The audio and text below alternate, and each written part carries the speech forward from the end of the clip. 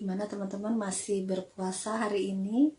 Semoga masih tetap fit ya. Hari ini kita mau ngobrolin tentang problematika gimana tentang waris ya di Indonesia. Banyak banget nih obrolan seru hari ini bersama pakarnya ya, bersama Arjana, lawyer muda berpengalaman.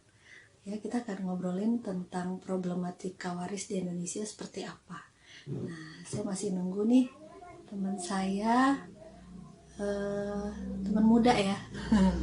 Semoga puasanya hari ini tetap sehat, tetap bugar teman-teman. Ya, kita tetap sehat semua untuk menjalankan ibadah puasa hari ini. Dan kita juga bincang-bincang yang pastinya berbagi, insya Allah bermanfaat buat teman-teman ya. Obrolan hari ini seru banget teman-teman ya, karena banyak banget permasalahan di luar sana tentang warisan ini ya. Jadi kita mau tanya-tanya yang sama, yang nanganinnya langsung gitu ya, yang udah berpengalamannya langsung nih, gimana sih untuk menangani permasalahan seperti ini gitu ya. Dan di Indonesia banyak banget tuh, banyak pertengkaran tentang waris gitu ya, solusinya gimana. Nah, mungkin teman-teman kalau ada yang punya permasalahan tentang mengelola aset ya, atau permasalahan saudaranya atau teman tentang waris gitu ya, boleh teman-teman komen di sini bagaimana cara solusinya, bisa ditanyakan langsung ke pakarnya langsung ya, sambil ngabuburit ya, sambil kita dengerin perbincangan yang seru tentang waris gitu ya. Silahkan teman-teman diisi dulu komennya ya, kalau mau tanya-tanya tentang warisan yang bermasalah gitu ya. Silahkan ditanyain nanti sama lawyernya, silahkan teman-teman isi komennya, nanti biar kita bantu jawab ya. Salah satunya hari ini kita mau ngomongin tentang problematika waris di Indonesia, karena kayak yang tidak bermasalah tapi ternyata banyak banget ya permasalahan tentang warisan ini gitu, saat semua orang tua menginginkan semua terbaik untuk anak-anaknya ya. Jadi ketika mereka berpenghasilan, mereka beli aset, beli ini itu buat anak gitu ya.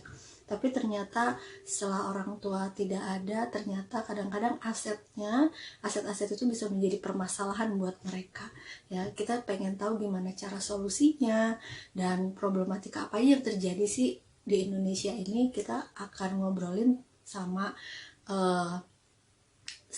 pakarnya langsung ya, sama Arjana ya, lawyer muda kita. Oke, ini Arjana udah ada. Oke, sip. Oke. Selamat sore Arjana, apa kabar?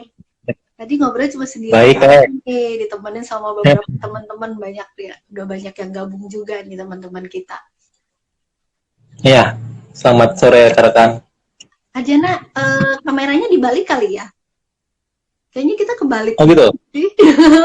Nah, gitu kan enak. Oke teman-teman, kita bergabung nih dengan Arjana ya, sarjana hukum ya, lawyer berpengalaman, masih muda ya, masih muda, ganteng lagi gitu ya.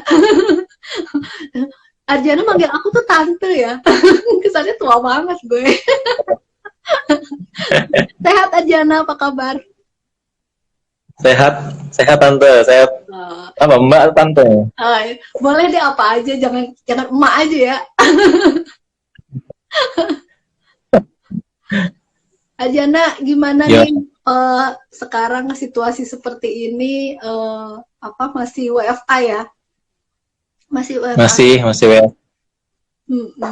Masih WFA, jadi harus mobile kan? Iya. Tapi untuk ngurus-ngurusin surat-surat gitu, lawyer ada kendala nggak untuk nanganin itu semua? So far sih lumayan ya, karena kan kalau mengenai surat kan kita harus datang langsung. Iya. Untuk memastikan surat itu diterima kan, karena kan kita kalau antar surat pakai tanda terima juga. Nah, itu menjadi halangan juga di situasi pandemik corona seperti ini. Begitu ya. Tapi kalau untuk konsultasi mungkin bisa secara online kali ya. Bisa, bisa. Bisa banget. Bisa banget kalau untuk konsultasi ya. Cuman kalau untuk pengurusan surat-suratnya mungkin ada beberapa yang harus ketemu langsung begitu ya. Iya, betul, betul. Arjana nih lawyer udah berapa tahun nih Arjana? Jadi lawyer udah berapa tahun? Dari 2017 udah 4 tahun ya, 4 tahun lebih ya. Udah 4 tahun. 17, 18, 4 tahun ya. Udah 4 tahun lebih. Gak kerasa. Gak kerasa ya. Jadi banyak nanganin kasus waris juga banyak ya? Beberapa kali pernah waris, tapi lebih banyaknya sih komersial litigasi kayak kepilitan, asuransi, perbankan. Gitu. Tapi kan waris ini unik ya, waris ini unik karena bersinggungan dengan semua hukum. Ya. Dalam kepilitan diatur, dalam undang-undang perorangan terbatas tentang perusahaan juga diatur gitu. Betul. Jadi dia berhubungan dengan semua hukum sebenarnya. Tapi kadang dianggap remeh oleh sedikit orang lah ya. Iya. Mengatakan kalau waris ya pusingnya setelah si pewaris meninggal gitu. Pada saat masih hidup tidak ada yang berpikir ke sana. Akhirnya kan konfliknya karena dianggapnya tabu ya. Jangan ngomong-ngomongin warisan dulu deh, ngedoain bapaknya meninggal lah apa gitu ya. Biasanya gitu kan. Betul. Jadi itu permasalahan, bener nggak? Betul. Arjana ngomong-ngomong kantornya di mana nih Arjana? Biar teman-teman juga tahu kan kalau nanti konsultasi nih. Kalau di Bandung di Jalan Galunggung. Ya. Kalau di Jakarta di Juanda, Jakarta Pusat, di daerah Gambir. Di Bandung Jalan Galunggung nomor 38. Ya teman-teman kalau nanti ingin berkonsultasi tentang hukum ya, nah bisa konsultasikan sama Arjana. Nah Arjana, kita hari ini mau bincang-bincang santai ya, mau berbagi sama teman-teman semua di sini tentang problematika waris di Indonesia. Ya, kenapa saya ngobrol sama Arjana? Karena di sini kan seorang lawyer dan pastinya juga menangani hal-hal yang seperti itu ya. Nah, jadi kita mau berbagi sama teman-teman semua ya, Arjana ya.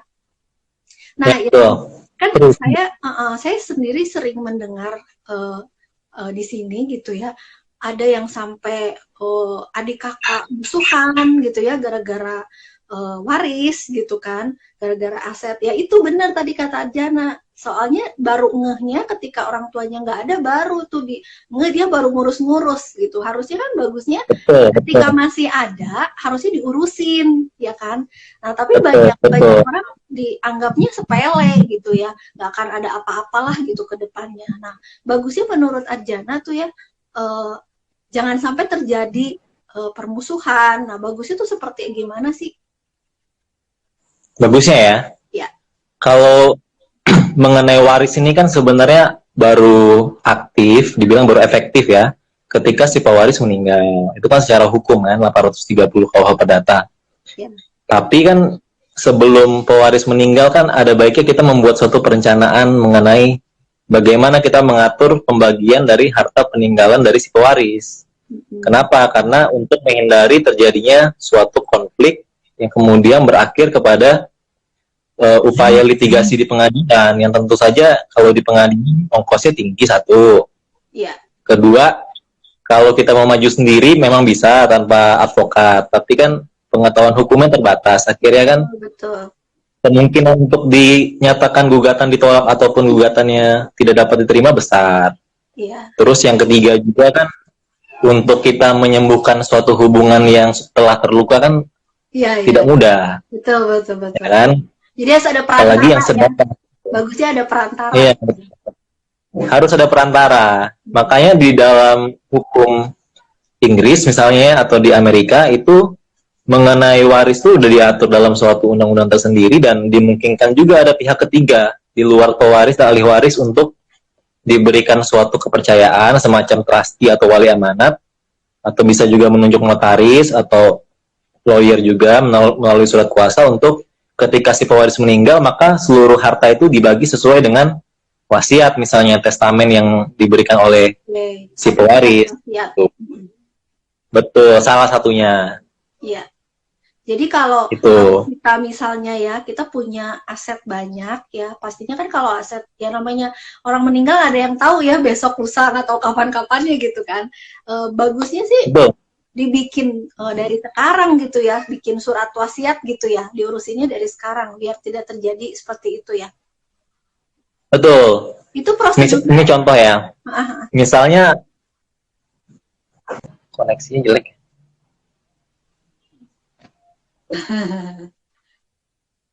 Arjana ini lagi di Jakarta ya? Lagi di Bandung nih, baru Sabtu ke Jakarta. Ke Jakarta. Oke. Prosedurnya gimana tuh Arjana? Kalau kita mau bikin surat wasiat ya, berarti untuk aset-aset kita biar tidak terjadi masalah nanti di kemudian hari. Ya. Kalau mengenai wasiat atau testamen, itu kan sebenarnya semacam sepucuk akta lah, yang ditulis oleh si pewaris ini, ya kan? Dibuatnya di mana? Dia wajib, karena akta, dia wajib otentik, jadi harus dibuat di notaris. Tapi kan dalam beberapa kasus kan, wasiat itu juga ditulis tangan gitu, oleh si pembuat wasiat ini. Makanya kan oleh hukum wasiat itu diatur secara spesifik. Satu, dia harus dibuat di notaris, akta wasiatnya. Kemudian harus bawa 2 saksi. Itu. Nah, saksinya siapa? Ya, saksinya pasti kalau bisa yang punya hubungan saudara. Iya.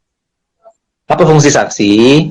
Nanti ketika surah wasiat itu ternyata digugat, ada saksi yang melihat, yang hadir pada saat surat wasiat itu dibuat di hadapan notaris. Itu satu. Yang kedua, wasiat kan juga kadang dibuat sendiri.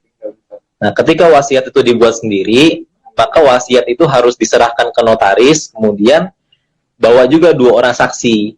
Jadi seolah surat wasiat yang ditulis sendiri itu dilegitimasi lah, atau dijustifikasi oleh notaris. Itu yang kedua. Nah, yang terakhir, yang ketiga, dia dibuat sendiri, kemudian taruhlah diketik pakai laptop gitu ya.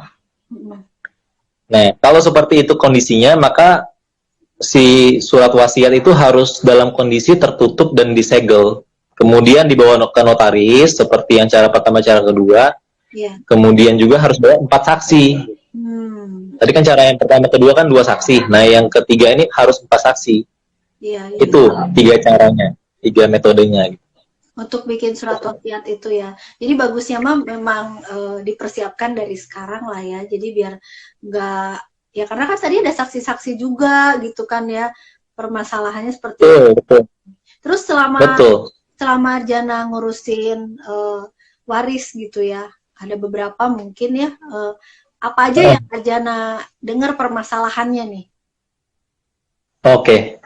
Paling ribet mengenai waris kalau harta peninggalannya itu institusi, misalnya di bank. Di bank. Kalau ada yang ininya di bank itu ribet ya? Lumayan, tergantung banknya masing-masing kan punya aturan sendiri gitu. Iya. Kadang kita pengacara juga harus telaah ya, masing-masing bank itu karakternya seperti apa. Kan ada bank-bank yang memang dia lebih strict, ada bank yang lebih longgar.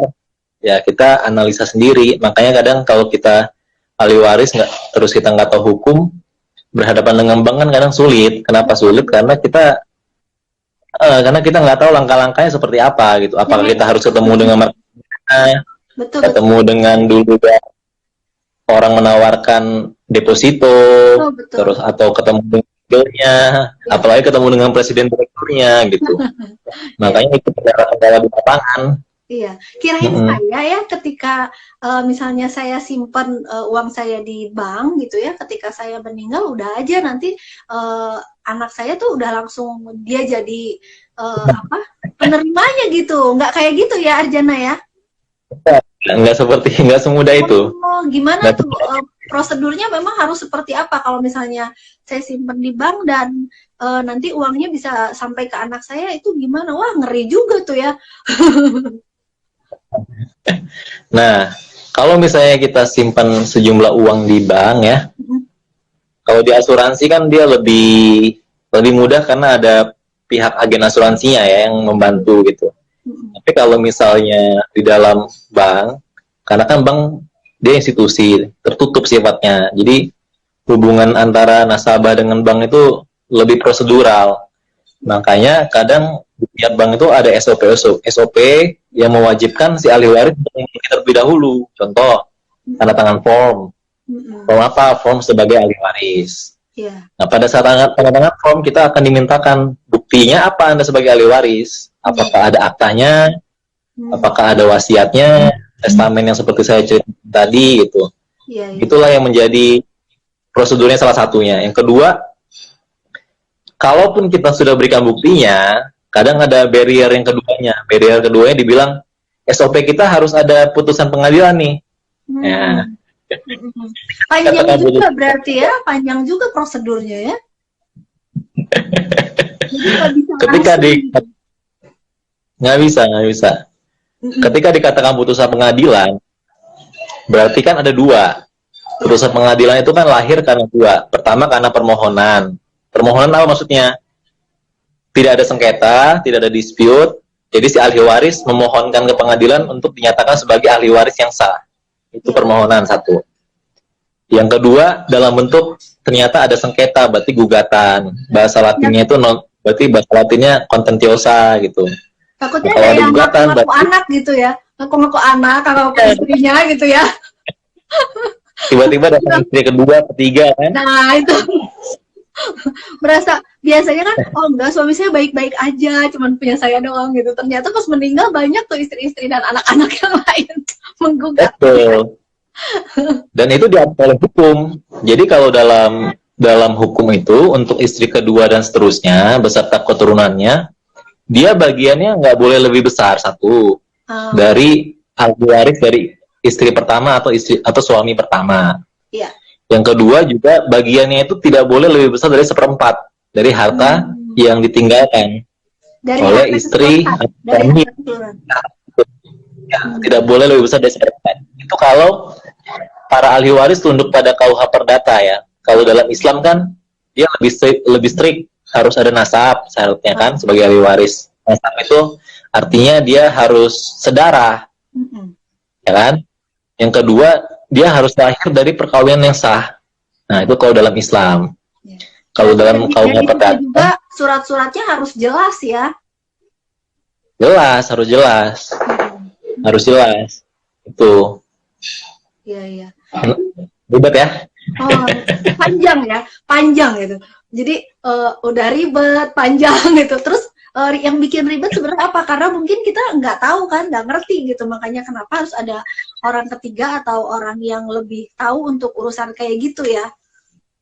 Betul. Itu dan dalam kasus-kasus baru urusan ke bank doang tuh, ya. Baru urusan ke bank doang tuh ya.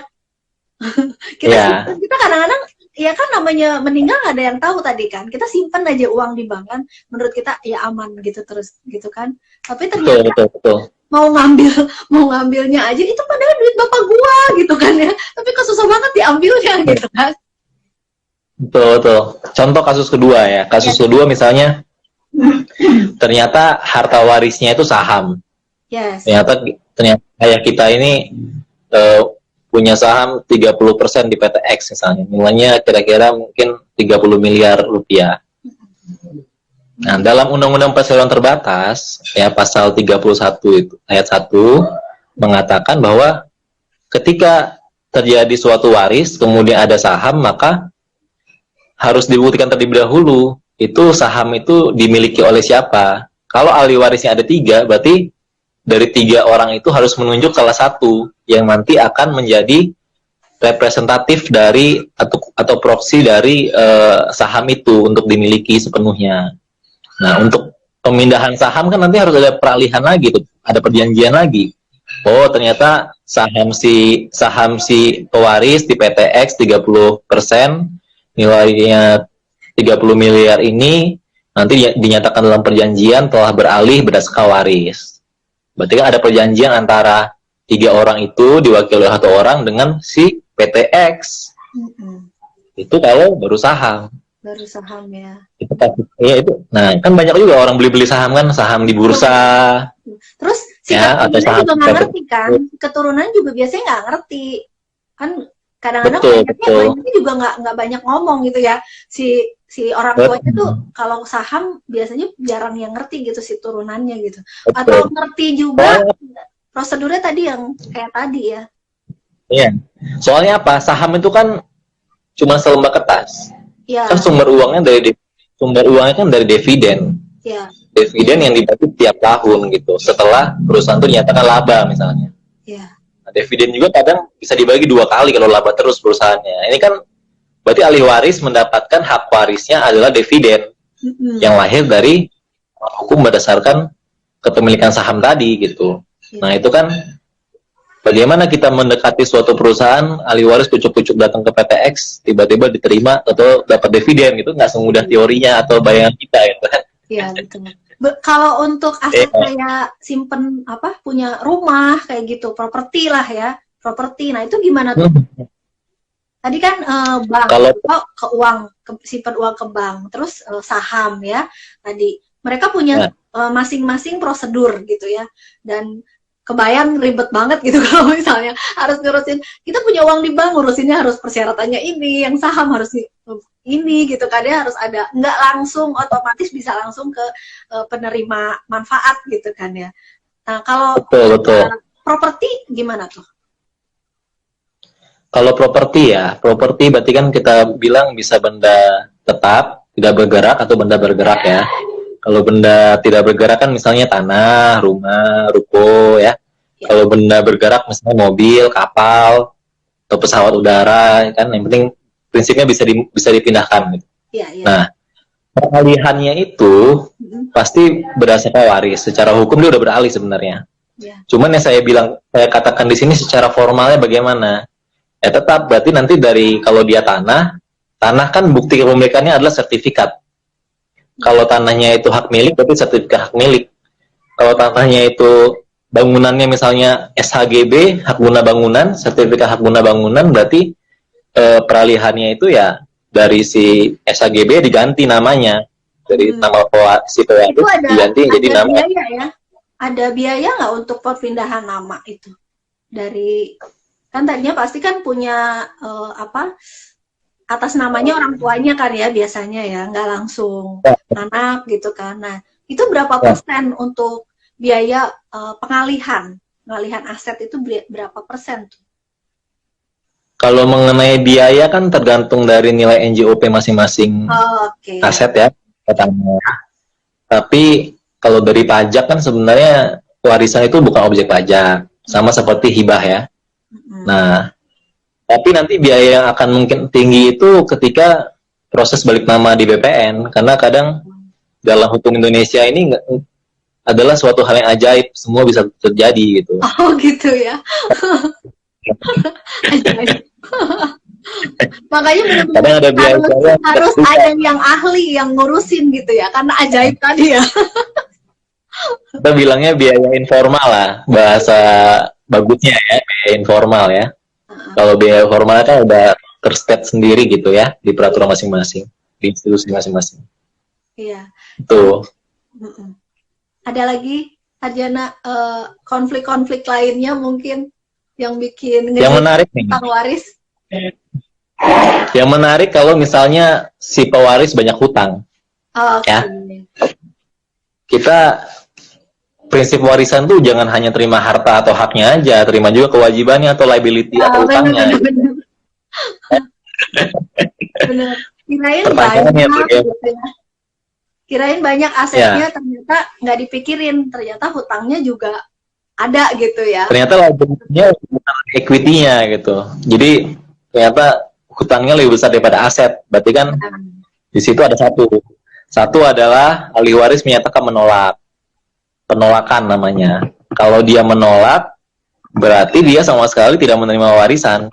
Hanya yang tidak menolak yang menerima warisan. Satu. Kalau dia terima, berarti dia bayar hutang-hutang ke warisnya karena mungkin menjaga martabat keluarga, nama baik keluarga. Ya. Kemudian datanglah permohonan pilot di pengadilan niaga, maka ahli waris itu harus datang ke pengadilan niaga untuk membuktikan bahwa memang benar si pewaris tidak punya hutang terhadap orang-orang yang datang. Karena kadang kita ini ya, dalam keluarga ketimuran kan untuk ngomongin harta itu hal yang tabu. Iya. Tiba-tiba anak sudah dewasa datang debt collector atau datang lawyer kirim somasi punya hutang semua, ayahnya atau ibunya yang meninggal punya hutang banyak. Iya. Tiba-tiba anaknya panik nggak tahu prosedurnya seperti apa. Kemudian misalnya datang ke pengacara yang juga tidak paham betul mengenai hukum waris dan juga hukum bisnis atau keperdataan, ya akhirnya menerima proses pilot. Nah, ketika dia menerima bahwa atau mengaminkan bahwa ayah atau ibunya itu punya hutang yang banyak terhadap lebih dari 2 orang atau 2 kreditur, ya maka si ayahnya itu menyatakan pilot, jadi sudah meninggal, kemudian dalam status pilot gitu, kan malu sekali ya. Ngeri juga ya.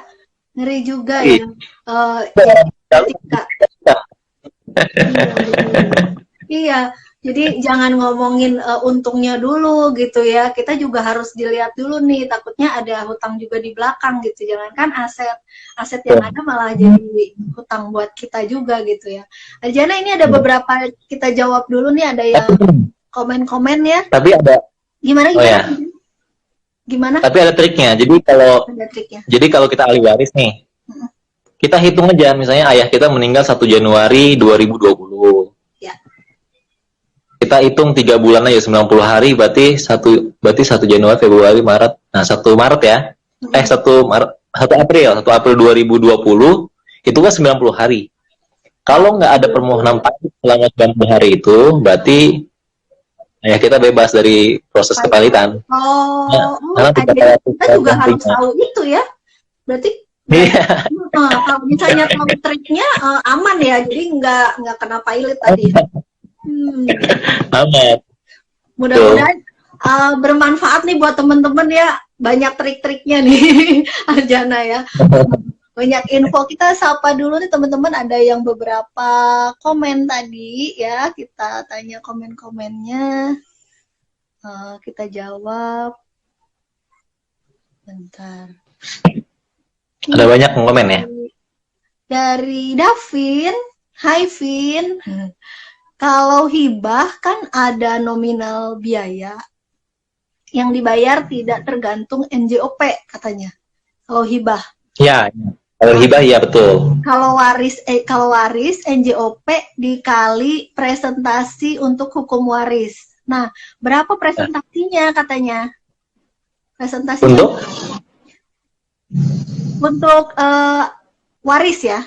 Untuk waris. Jadi kalau hibah, kalau hibah kan ada nominal biaya katanya yang dibayar, tidak tergantung NJOP.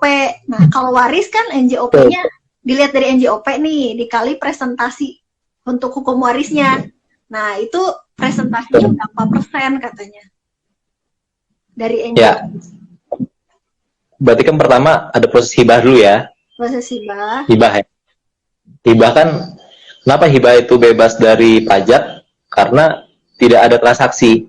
Jadi pajak tuh hanya memajaki nominalnya, transaksi. Kalau hibah kan nggak ada transaksi.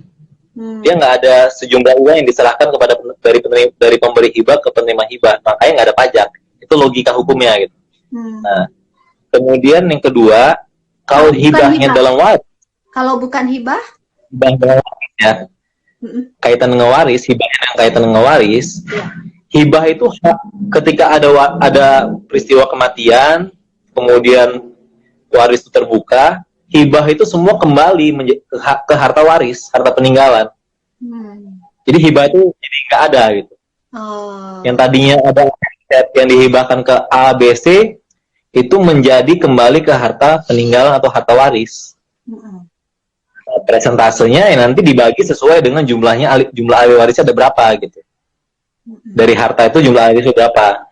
Kalau ahli warisnya tunduk pada hukum perdata, hukum barat, misalnya dia orang Tionghoa atau orang non-muslim ya, ya nanti dibaginya per apa gitu, sesuai dengan bagian, tapi tergantung dari golongannya. Apakah dia termasuk golongan satu itu misalnya dia istri, dia anak, atau dia cicit, cucu, atau dia golongan dua itu garis ke samping, misalnya tantenya, omnya, gitu, atau neneknya, atau golongan ketiga itu misalnya keluarga dalam lurus ke atas kayak neneknya, kakeknya, atau opungnya, gitu. Tergantung dari golongannya masing-masing. Kalau dalam hukum Islam ya tetap kembali lagi ya 2/3 si laki-laki, 1/3 si perempuannya gitu. Kenapa 2/3 laki-laki ya karena dia pencari nafkah, itu kan filosofisnya ya dalam hukum waris Islam. Ya. Oke, kita lihat lagi. Waris aset tidak bergerak maksudnya ya tadi ya, waris aset tidak bergerak maksudnya tadi yang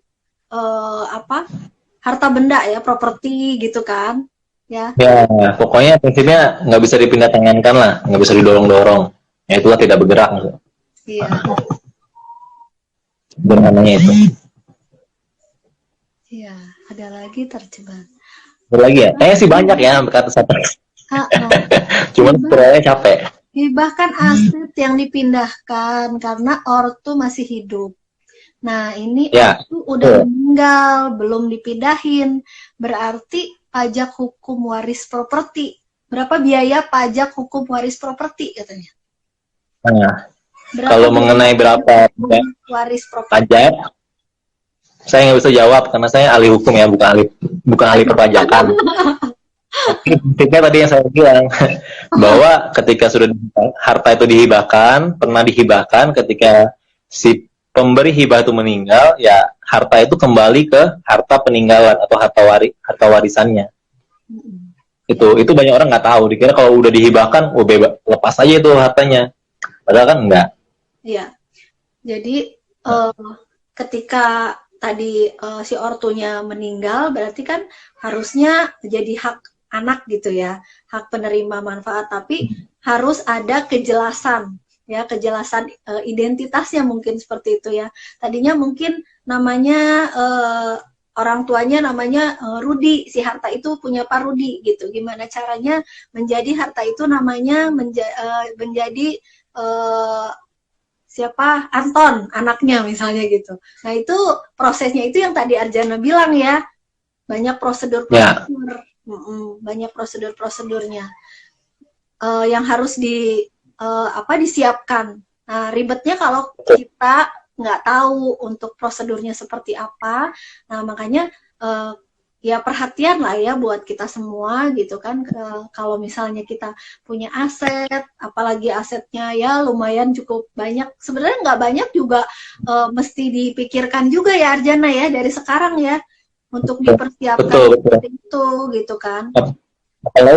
Apalagi kalau asetnya ada yang di luar negeri kan, banyak juga orang-orang Tionghoa yang punya aset di Australia, punya aset di Singapura, punya apartemen yang lain kan. Bagaimana gitu penyelesaian pembagian aset warisan yang di luar negeri kan?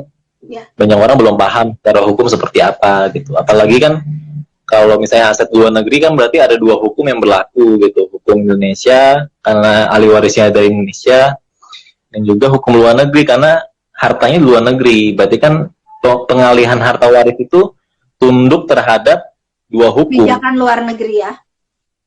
Ada hukum luar negeri juga yang mengatur itu, karena kan nggak mungkin juga suatu aset luar negeri dijual di lelang tapi proses lelangnya tunduk pada hukum Indonesia, pasti pada hukum luar negeri gitu. Ya, betul. Sebelum uang itu diterima oleh ahli waris gitu.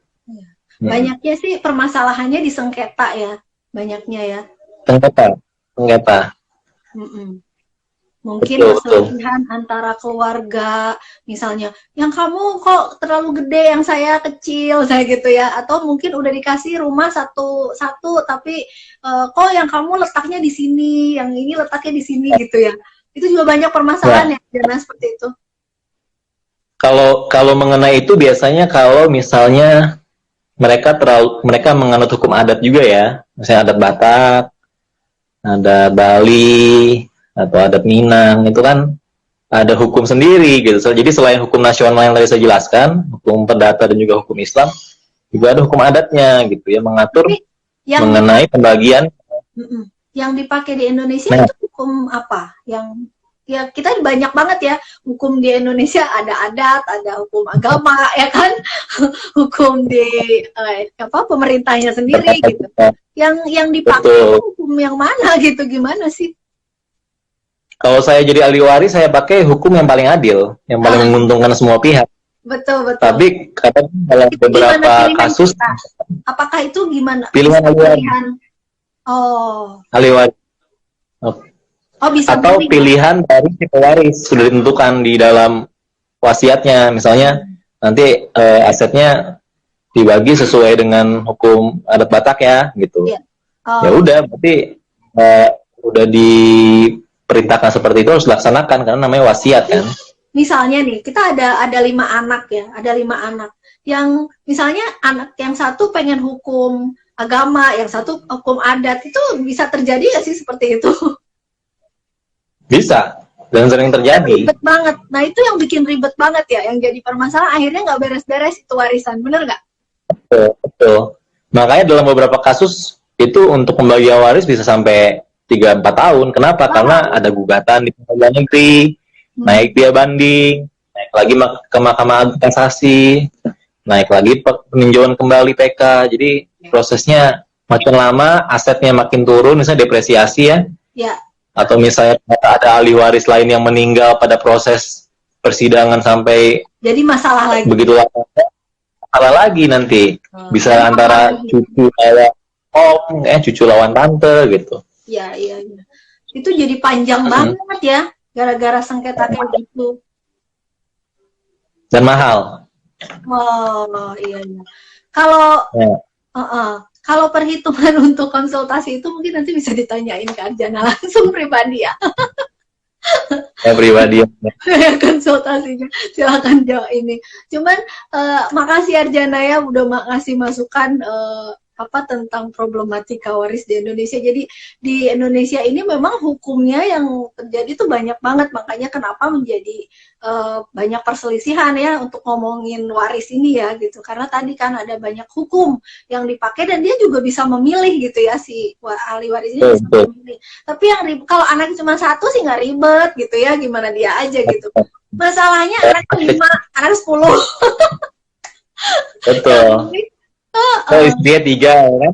Nah, tambah lagi istrinya 3. Yang ini pengen pakai hukum adat, yang ini mau pakai hukum agama. Nah, itu yang bikin jadi masalah. Arjana, yang Arjana tahu, kira-kira kan tadi kalau misalnya ngomongin warisan yang seperti itu, ya bagusnya pokoknya intinya pakai surat wasiat lah ya, yang paling rada aman ya. Aman. Gimana? Yang rada aman ya? Ya, jadi ada wasiat. Dari sekarang disiapkan surat wasiat gitu, bagusnya gitu ya.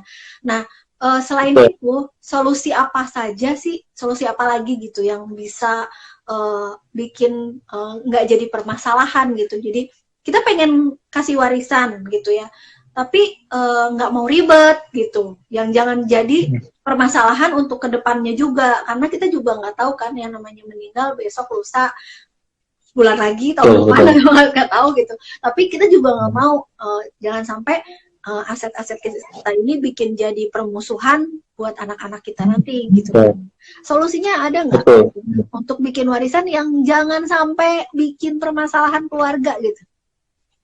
Ya, contoh ya, misalnya A, B menikah, terus mereka punya 3 anak, C, D, E, ya kan? Kan prinsip kita dalam waris itu kan sebenarnya ahli waris itu paling senang kalau semuanya dapat bagian sama. Jadi kalau nilainya gitu ya. Nilainya 9, berarti si CDE itu dapatnya masing-masing 3 gitu. Ya. Tapi kan dalam beberapa kasus kan ternyata nggak semudah itu, karena ada banyak hukumnya, satu prosedurnya lama, belum lagi kalau misalnya salah satu meninggal dari ahli waris. Kemudian kalau misalnya hutangnya ternyata juga lumayan, gitu kan, lumayan banyak. Jadi selisih antara aset dan hutang tuh hanya sedikit, gitu kan. Nah, solusinya mungkin satu adalah tadi wasiat. Wasiatnya itu kalau bisa dibuat detail, Hmm. bukan hanya hukumnya, Iya. tapi juga jumlah dari masing-masing bagiannya berapa. Itu satu. Iya. Supaya apa? Supaya mencegah terjadinya suatu pembatalan wasiat. Misalnya dari satu ahli waris nekat dia membatalkan wasiatnya gitu. Dia bilang misalnya wasiat kan bisa batal karena dua hal. Karena penipuan atau karena paksaan gitu. Oke. Dia akhirnya siapkan sedemikian rupa supaya hakim menilai wasiat dibuat dengan ada paksaan atau penipuan gitu. Ketika wasiat batal ya kembali kepada keadaan semula seperti tidak ada wasiat. Ya. Kan kita harus antisipasi dari awal Itu mengenai wasiat. Wasiat dianggap sah itu tadi ya ada segel apa di kertas segel. Terus apalagi tadi? Tapi dia pertama harus akta otentik depan notaris. Oh. Kemudian Kalau harus ada dua saksi itu gitu, cari kertas tulis tangan misalnya. Bisa. Hah? Bisa. Oh, bisa. Bisa juga. Tapi harus dibawa ke notaris juga satu supaya diaktakan. Iya. Dan bawa dua saksi. Tapi kalau misalnya nggak ditulis pakai tangan, dituliskan oleh orang lain misalnya. Iya. Kan bisa aja kan dituliskan oleh anak kesayangannya. Kan bisa. Benar-benar. Iya. Dibawa juga ke notaris, tapi harus bawa 4 saksi. Jadi empat semakin kenapa 4 saksi? Karena kalau 2 saksi itu pertama bisa aja dua saksi itu saling atur pembicaraan supaya depan notaris seolah meyakinkan isi wasiatnya benar. Tapi kalau 4 saksi kan bisa 2 lawan 2 gitu. Jadi ada dissenting opinionnya. Jadi lebih fair dia, lebih transparan. Tuh. Itu pertama wasiat. Kedua, bisa saja diatur dengan cara mempersiapkan semacam fresh money ya. Fresh money yang nilainya itu memiliki bagian yang sama dengan aset-aset yang lain. Misalnya melalui program pemberian uang pertanggungan dalam perasuransian. Kan banyak juga ya keluarga-keluarga modern berpikir bahwa supaya anak-anaknya damai ketika orang tua sudah meninggal, anak-anaknya tetap kokoh, tetap solid ya, dia bukalah suatu polis asuransi, dimasukkanlah uang pertanggungan khusus untuk warisan. Kenapa dia bisa pikir seperti itu kan pertanyaannya? Ketika dia tahu jumlah warisannya itu berapa, satu. Kedua, Arjana sinyalnya. Kedua, anaknya berapa, bagiannya berapa. Jadi dia bisa seimbangkan antara bagian A, B, dan C, tapi dengan cara yang ini aset segini, nilai 10, ini asetnya nilai 10, nah yang ini dipersiapkan misalnya uang pertanggungan juga nilainya 10 gitu. Jadi semua sama-sama happy, dari happy gitu. Jadi nggak nungguin dulu aset yang itu cair gitu ya. Jadi udah jelas kalau pakai polis asuransi gitu ya. Betul sekali. Namanya juga jelas gitu. Rata, misalnya dikasih 1 miliar masing-masing. Namanya ini, satu polis ini nama ini, polis ini nama ini gitu ya. Betul. Karena kan orang lebih happy sebenarnya bukan dengan aset tapi dengan uang. Karena kebutuhan orang beda-beda ya. Kan ketika kita dapat aset tanah padahal kebutuhan kita mobil kan antara kebutuhan dan harta yang kita dapatkan kan berbeda gitu. Ya. Jadi memang ketika kita punya aset banyak juga berarti harus mempunyai polis asuransi juga gitu ya. Untuk apa? Untuk biaya pengurusan. Pengurusan apa? Tadi untuk balik nama. Iya. Hire lawyer ya, hire notaris. Ya, betul. Ya, jadi untuk mempercepat juga ya, untuk mempermudah juga ya, segala sesuatunya harus pakai uang gitu ya. Jadi harus yang fresh money, karena memang di asuransi itu kan, kalau di asuransi sih nggak ribet ya untuk klaim meninggal. Kayak tadi kan kita dengar tadi yang Arjana bilang untuk ke bank aja kita mau ngambil uangnya orang tua kita aja ada prosedurnya panjang gitu kan ya. Nah, terus untuk mencairkan tadi yang saham juga sama gitu ya, ada prosedurnya panjang gitu. Kalau untuk polis asuransi itu kan udah jelas ya, karena namanya penerima manfaat ya. Kalau polis asuransi itu penerima manfaat. Jadi bukan ahli waris ya. Beda ahli waris Betul, dengan penerima manfaat gitu kan. Jadi betul, ditunjuk langsung. Ditunjuk kalau polis asuransi ditunjuk langsung dari orang itu yang penanggung itu ya ke penerima manfaat ya, itu siapa. Jadi udah jelas betul, gitu. betul, Jadi nggak ada betul, prosedur tadi harus prosedur harus begini, apalagi dengan anak yang lain-lain gitu kan, karena di situ di polis asuransi jelas gitu ya. betul. Dan cepat. Apalagi kan kalau dalam perasuransian itu kan dia kan tegas ya. Jadi ketika klaim dikasih waktu, jangka waktu untuk pengajuan klaimnya 30 hari. Ya. Satu, itu kan menurut Undang-Undang 40 2014 tentang perasuransian. Ya. Yang kedua, ketika asuransi menerima pengajuan klaim, kan dia harus mempelajari seluruh polis. Satu, mempelajari apakah ada fakta-fakta material yang disembunyikan oleh si tertanggung gitu, sehingga akan mengakibatkan klaim itu ditolak. Tapi kalau misalnya menurut asuransi itu clear, klaim turun, kan asuransi dilarang untuk menahan klaim. Karena kalau misalnya asuransi menahan suatu klaim yang clear, yang clean and clear, itu ada sanksi dari otoritas jasa keuangan untuk misalnya mencabut izin usahanya, memberikan peringatan tertulis, Ya. dan lain-lain gitu. Bahkan ada potensi juga digugat kan oleh tertanggung. Iya, betul. Tapi Iya. jadi kelihatan banget lah ya tadi prosedur untuk aset, memindahkan aset banyak banget prosedurnya gitu ya. Tapi kalau asuransi tadi kan lebih simpel gitu ya. Dan yang pasti Betul. yang pasti tuh nggak akan ada sengketa ya kalau polis asuransi gitu kan, karena udah jelas. Ya. Tapi kalau misalnya kita ngomongin tentang identitas, mungkin masih bisa diupayakan gitu ya. Kalau masalah ngomongin tentang identitas gitu ya, Arjana. Tapi kalau namanya udah ngomongin sengketa, ya kan, udah ngomongin antara gugat menggugat, nah itu kan ya nggak ada beresnya kadang-kadang gitu ya. Jadi ya suatu solusi ya polis asuransi untuk mempermudah bikin warisan gitu ya, bisa jadi untuk memperlancar. Bikin adil. Gimana? Bikin adil dan untuk membuat semua happy, merasa rasa keadilannya terpenuhi, juga bisa untuk mempersiapkan fresh money, mengurus misalnya meng-hire lawyer, waris dan lain-lain. Berarti penting juga ya kita tahu nih berapa aset kita semuanya dan berapa persen yang dana pengurusan gitu ya, kita juga perlu tahu nih. Jadi kita bisa tahu nilai untuk kita beli polis asuransinya tuh uang pertanggungannya berapa ya, karena untuk apa? Untuk ngurusin nanti, untuk fresh money ngurusin aset-aset itu berapa, nah itulah yang dijadikan uang pertanggungan gitu ya, Arjana ya. Jadi jadi pada saat tiba nanti ya seperti itu, tidak ada konflik. Dan ya kan namanya ahli waris juga nggak ada yang tahu ya, mungkin bapaknya waktu itu banyak uang, pas anaknya lagi nggak punya uang buat ngegugat hartanya bapak sendiri aja dia nggak punya uang gitu kan. Untuk itu banyak terjadi loh, itu banyak terjadi kayak gitu. Banyak sekali.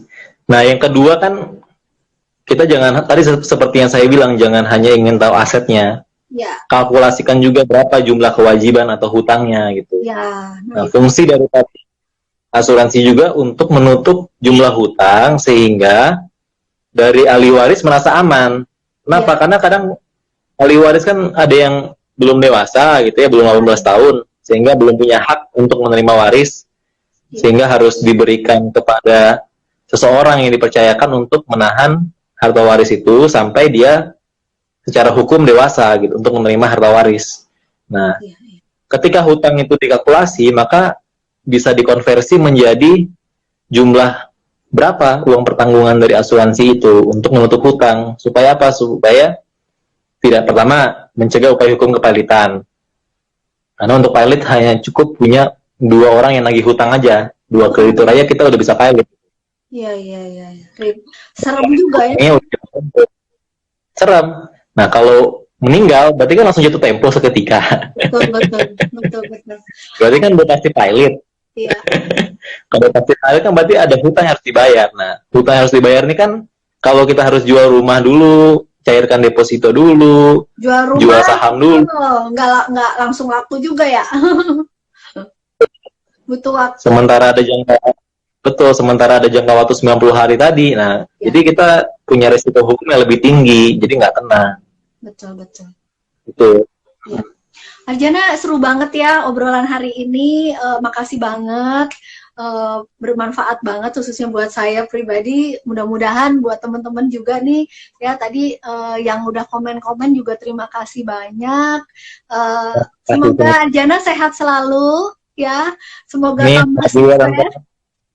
Semoga tambah Amin. sukses. Waktunya sih sebentar lagi nih. Kita kalau di sini kan cuma waktunya sejam doang ya. Nggak kerasa. Ya. Sebenarnya kalau ngobrolin waris tuh seru banget gitu ya. Jadi nggak kerasa nih udah mau sejam ngobrolin tentang ini. Jadi teman-teman kalau pengen tahu tentang lebih jelas tentang tadi surat wasiat atau ngurusin tentang waris, boleh bisa DM Arjana ya.